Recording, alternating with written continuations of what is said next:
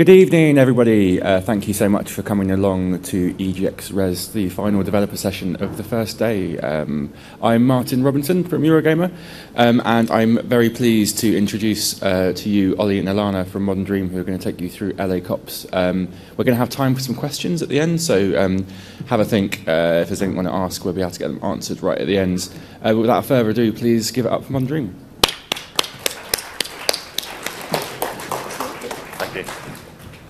Hello, how's it going?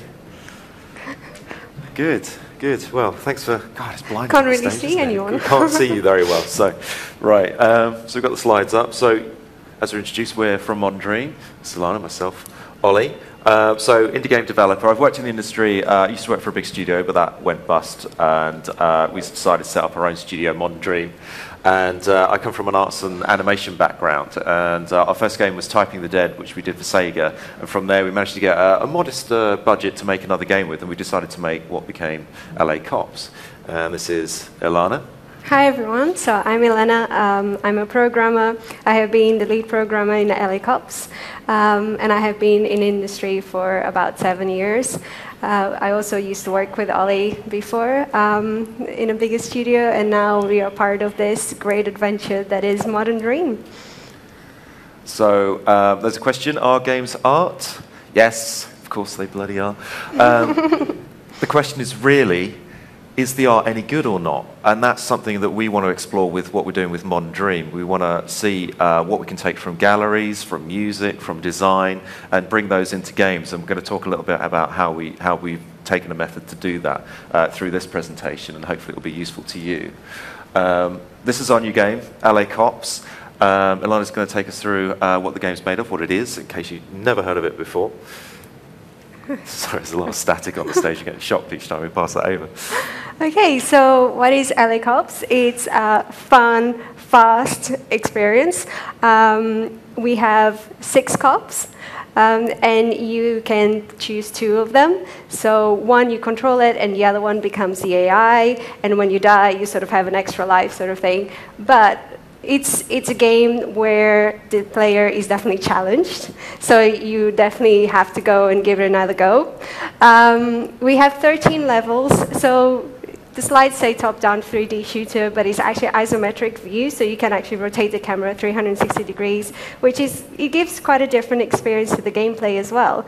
I don't know if you tried the game yet, but it's at EGX, and it will be that tomorrow for you to try. The inspiration for the game was really on the art of the 70s and 80s, so it's great rock music over there if you're a big fan of that. And really, we started development last year in January. We were a very small team, so it was pretty much Ollie and myself as full-time developers. And throughout the entire project, we had help from great freelancers. So we had 5 helping us out, and we have been so far just over a year, really, of bug fixing. It's quite incredible when you have a small budget and how much you can actually achieve in a year. We were published by Team 17, so we're very, very happy about their help because we are now available on Xbox. Well, not we, but LA Cops is available on Xbox One. Today, we're just releasing the game as well. So Friday the 13th, and there's 13 levels there, so no coincidence. All right. It's a little video, just so if you're not aware of the game, you can have a look.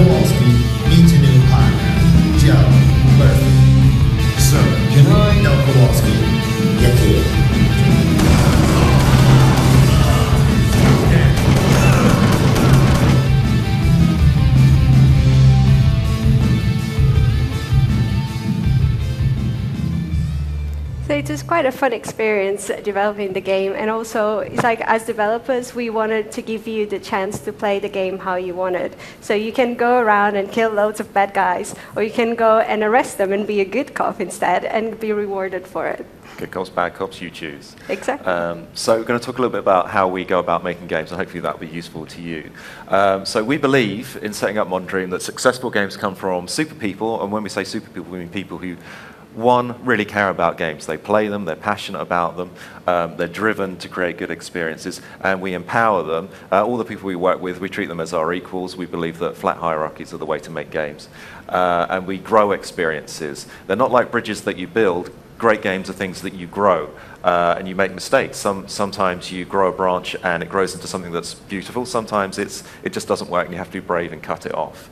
And we correlate our concepts. So we don't just come up with a great game plan and can go, great, that's it, let's put it in a box, let's go. We think about what people want to play, what kind of people they are, what kind of things they're into. We think about how the experience is going to go, and we try and work those things out. That's what we believe. I wouldn't say we're there. That's what we're working towards. That's our vision.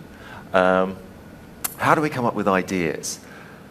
So we believe that creative people are broad people. They're people who will try lots and lots of different things. They're not afraid to try a new type of food. They're not afraid to listen to a different kind of music. They don't put themselves in a box. They try lots and lots of different things.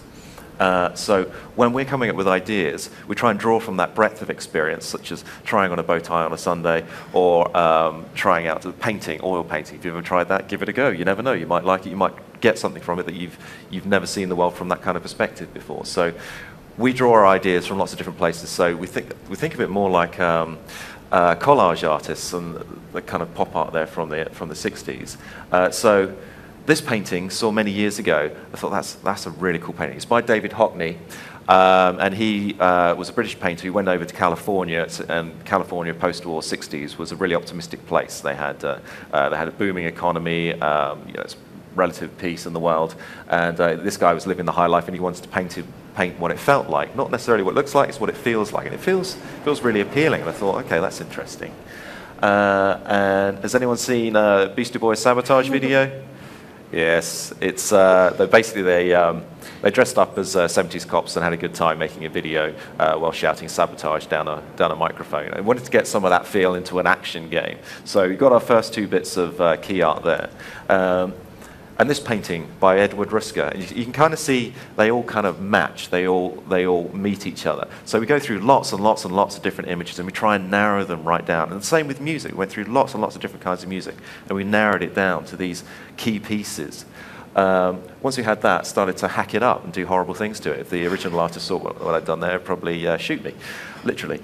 But just wanted to try out, would the art style work? Would it match up? And there are lots of influences there, like Interstate 76 is another one, which is a game from the 90s published by Activision. It kind of had that kind of style, and Another World has a similar kind of style. Again, just trying to merge things together and see if they work. Sometimes they do, sometimes they don't. So we work through it. When we go, whoops, jumped a slide. When we developed the game, the whole of LA Cops was developed in Maya LT, which some people consider it a hobbled version of Maya. It isn't actually. It's a games-making bit of software. You can make any game that you want in Maya LT. You do not need the full version of Maya. If anyone tells you otherwise, frankly, they're lying to you. You don't have to pay $3,000. You can pay the monthly for this, which has worked really well for us. We use Unity Pro, which is, I think we pay $1,500 for just. Well, Unity 5 is free now, so you guys can experiment yeah. as much as you want. So you don't have to worry about that. And also use Photoshop and do that on a monthly, £7 a month. And that's essentially it. That's what we made LA Cops with. So all this software is readily available. So start with the concepts. Again, looking at the art, you look at comic book heroes, their proportions are different to us, to normal human beings. An average male is about 180 centimeters, or US male is about 180 centimeters. We jacked his height up and made his head slightly smaller, and that makes him look more heroic, and he also stands out on the screen better, and working through all that on the concepts. Once we're happy with that, we go into MyRLT and actually start modeling that. I actually bought a model, I think it might even been a turbo squid, of a male, and I saw it had good topology, and I modified it to become that, and then use the human IK system in MyRLT to rig it up so we could get it into the game and animating quickly, because when we're making games, we always want to get the game up and running as quickly as possible. With that, this is our pipeline. So I'll just run through it briefly, but it gives you an idea of how we go from paper to in-game. So we have the concepts. I just explained how we made the model. You have to unwrap that model and lay it out so you can paint on it, texture it. Then you put the texture, you put the human IK in to rig it up, and that's what you animate the character with. Once you've got it, you have to actually animate it, and then you export it through FBX, which I think is short for film box format, and it's a very robust format. You can take anything into Unity with that from Maya. Then you populate it, and we used Unity's Mechanim character animation system. Ilana here, that's where Ilana and I started to work together as coder and animator, and then started scripting it. That was just me. Yeah. To actually get a character that can move in any direction and look in any direction at the same time is a heck of a challenge, and that's probably why you don't see many games like this, which is a shame because they're a lot of fun to play. With the addition of the isometric camera, I think that was an even greater challenge with the character control that we created. But it's all doable, and certainly within the tools that we have. So we build it. Initially, we were actually testing on iOS and Android. We designed the game for that. Team 17 they encouraged us, said, look, you should be going for Xbox One with this. So we start testing it, and that's a loop. We go around on that. It's not done. You go back and forth on that as many times as you can to get it feeling as good as you can in the time and resources that you have. For us, because we're a small team with a small budget, we did manage to cut out, bought the model, wasn't so worried about the UV unwrapping because of the style of the characters. The rig, we used human IK. To get the game running, we used placeholder anims just so we could try it out, see what it feels like, and then we did the animations once we knew how it was going to work. And the game exporter is a new tool in Unity, which is great for tracking your animations and making sure that they all go in seamlessly. So the next important part to do is get your key art down, what the game is going to look like. Once you can get, that is what the game looks like. If you put a camera in the game, that's what you get. And we set that from the beginning, and all the art from the rest of the game comes out from that. So having that set is really important. From that, you can grow the rest of the art for the game. And then it's in Unity, and that previous shot there, if you look at the window there, is taken from that exact same model, which is in the level now. When you play the game, that's what you see. So we try and match it up to the concepts as closely as possible and have confidence in the ideas that we have. So we deliberately designed it in a way that we could do minimal texture work, UV unwrapping, but it would still run at a really high frame rate. We're doing an action game. We want it to run at 60 frames a second at 1080p. It's got to be responsive. It gave us a faster production so we could iterate more times. Again, we're a very small team on a very tight budget. It gave us an easy pipeline that we have a lot of fine control over. We can do exactly what we want to do with it. And for us, being really our first original game out of the box, it was just testing all these things out. We don't expect to knock it out of the park with our first game. We expect to build a solid foundation and exponentially grow the quality of what we do over each of the games we do. We're not going to be, I think a lot of people think, right, we're going to make that game, it's going to be epic from the very beginning. Generally, it's very hard to do. Very few people manage it. We're going to be consistently working hard over time. Absolutely. And now I'll allow Lana to talk about how we got onto Xbox One. So we had LA Cops really on early access on Steam since summer last year. And we only started the Xbox One development around October time. We were still finishing sort of the game, the main levels, and we were thinking, okay, so we need extra content, really. We need a longer game. I think that was the major feedback that we got from the community. So it was myself and another programmer, Alex Darby, just working on this console version. And if you think that we started in October and we are March, which it's quite an achievement for a console game. So I mentioned about Team 17. They help us get into Xbox, which means we got kits like that. So we could sort of set up the kit to be a dev kit and really try it out. Unity was a great tool to help us just port the game into this platform. Here are my amazing knitting donuts. Not really. Say, Lana knitted those donuts. Very proud of them. So really, the process of getting a game is you first finish the content of the game. Well, in our case, because we were working on PC as well, and was really creating the Xbox requirements, or TCRs, how we call them. So those are making sure their achievements working, their leaderboards working, control system is working. So really, when you guys are playing and you disconnect the controllers, like, what does the game do? You know, if you have loads of controllers connected at the same time, it's like, how will the game behave? Having the UI, so you know, all the Xbox controllers are on the screen. It's like all the images for it, the correct stuff. You know, when you go to the dashboard, then what happens to the game when you come back to it? Does it keep playing? Yes, no. There's so many scenarios that as a player we don't think about, but as a developer we have to really, really go through a lot of processes to just tick those checkboxes for the requirements. So once the requirements are done, really the next stage is preparing the game for submission. So this is really around the time where we put the game on QA. And those guys are super invaluable for this thing. We sort of, to date, and this is including other platforms as well, we have almost 600 bugs that we fixed so far, which is quite a lot. So it's a lot of work.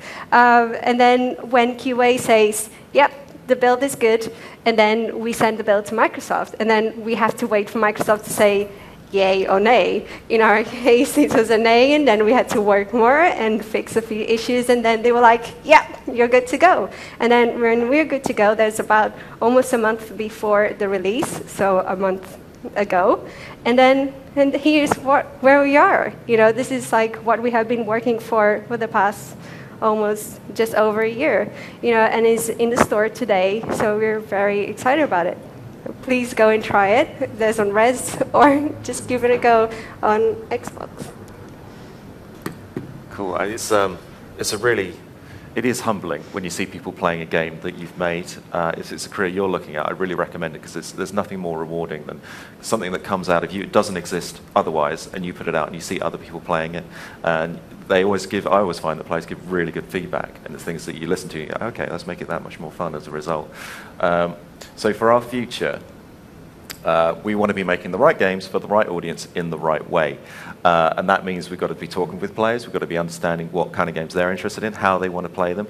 I suspect a lot of players are frustrated with massive splash screens at the front end. There are a lot of us these days with massive Steam accounts full of games that have never been played. I think one of the reasons for that is because they take so long to get into. Why don't we just cut all that away and allow, like a TV, you can load up a TV and get into a TV program straight away. Why can't we do that with games? And I think we need to be looking at those kind of things. So it's about producing the games in the right way. And we're learning. We're always learning. For us, we never think we're going to be brilliant. We never think we're going to be perfect. We think we're going to do our absolute best to make the best possible experience we can. Because if people are going to give us money, we want them to have fun with the game that's going out. But we're always aware that we need to be listening, we need to be learning, we need to be improving, doing better and better and better. And that's what we've always tried to do and will try to do. Just want to talk a little bit about our games co-working space, which is up in Leamington. When we came out of Blitz, we thought, well, we could set up a studio, but actually we don't need that. We need a co-working space where we can sit down with... We couldn't afford it, true. We need a space with tables, chairs, coffee, broadband, and that's pretty much it. And some other guys in the local area felt the same way, and we thought, oh, actually, we're going to benefit from this because we'll share ideas, we'll support each other, we'll have guys that can come in and freelance with us as we have happening. And this is what it looks like. It's a renovated Victorian railway arch, and this is our opening event. This is up in Leamington. Normally you have like long tables out, so it's more like picnic tables where people sit down, they can talk, or they can work, put headphones on and work and things. And for us, it's been working out really well, and it's a much more dynamic way of working. We've got 2 games come out of that space now. Over the next year, we think we'll have at least another 4. So it's working for us. It's quite an exciting way to make games. And if you're interested in co-working spaces in your area, I think you'll find that they're popping up. There are more popping up. In Play Hubs is in London. There's the Bristol Games Hub. There's one in Leeds, Games Republic. It's in Brighton. That's one opening in Manchester. So Brighton Collective, wherever you are in the Manchester. country. Yeah. And the idea is that they are open spaces that you can go in and say, hey, what's going on? Generally, the games industry people are really friendly. It's interestingly, compared to the film industry, I'm told it's very closed door. The games industry is very open. If you talk to people about what they do, and obviously you're polite and respectful, that more often than not they will want to tell you about it. And if you're interested, just go and say hi, pop in, say hello. And if you're in Leamington, please do come by, pop by the Archers. We'd welcome you in. So the purpose of the space is to make the right games for the modern audience. Is how they want to play. There's so much content now. We have to stand out. Competitive cooperation. We're competitors, but we need to cooperate. We recognise that we need to cooperate if we're all going to do well in this industry. And at the same time, we look at what everyone else is doing in the space and go, oh, that's really good.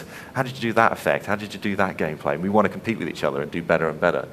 And in this, we're finding these days that the market, the people that are playing games, is changing every 6 months. What people want to play is changing every 6 months. So we have to have pretty short timescales, but in that time we have to work out a way of doing really high quality games.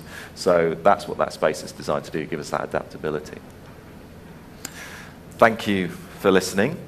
There are our contact Twitters on the screen. You can always ask us any questions after this, but it's going to come up now. Hello. Hi. First of all, thank you so much for coming, especially when you just released a game today, so you should be out drinking champagne and celebrating. So thanks for coming to share the time with us. Not at all. Yeah, we do have time for some questions. So if you do have questions, microphone's just there. Form a queue and ask away while you're coming forwards. Got a couple of questions myself, actually. You were early access, weren't you, with this? Kind of, what did that bring to the game, and would you go that route again? That's a really good question, actually. I mean, we went out on early access because we'd done lots of shows like the Left Field Collection before, and we'd had people sit down and they would point out issues with the game. We go, oh, that's a problem. We need to fix that. We need to fix that. Because when you're working on a game, you're very tunnel vision, and what you think is important doesn't actually turn out to be important to the player. It's actually something else. So we'd learnt that, so we thought early access would be a good idea for us, and we put the game out. And we only put one level out, but we tried to do it very high quality. And we got a bit of stick for that, because I thought, well, actually, I want more levels. So we learnt from that. But then, having said that, the feedback that we got on that level, we took on board. We literally implemented what we were told by the players, because most of it, vast majority, was right. And then we went to Eurogamer September last year, yeah. And Stick Twiddlers gave us editor's choice on that. And personally, I directly attribute that to the feedback that we got on early access. Would we do early access again? I think we'd find a better way of doing it, because the last thing I want to do is ask people for money and for them to not be happy with what they're getting. So what we're looking at doing next time is working with a company called Player Research, who do usability testing, and they will help us do that. We'll put the money into that and make sure that the players, they get that experience that early access ended up being. It's obviously out on Xbox One today. What's kind of the future of LA Cops? When's it coming to other platforms? Do you want to answer that one?